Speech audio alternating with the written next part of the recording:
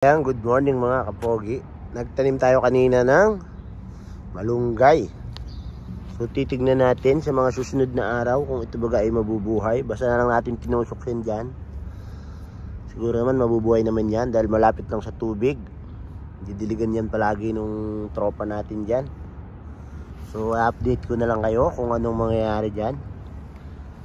Medyo madilim naman. Lapit naman sa puno. Ang lapit naman. Hindi, para hindi siya matumba.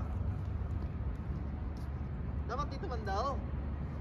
Kakainin ng ano niya yan, ng ano niya yan, yung ano niya sa ilalim. Ng ano? Yung kanyang ano sa ilalim. Saan tusok? Baka naman makaabala dito. Ano ba si kamuti, ha? Wala nga si kamuti. Wala, badlis kasi ngayon. Lipas na yun. Ay, tusok mo lang muna yan, lipas mo lang. Oh, hayaan mo, mabubuhay man yan. O, doon kaya doon. Saan? Ang ano ko kasi, para hindi siya masyadong mainitan ba? Dito, banda.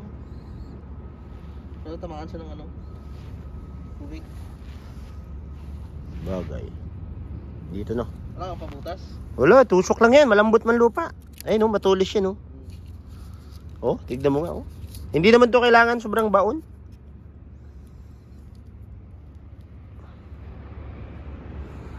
So nilipat natin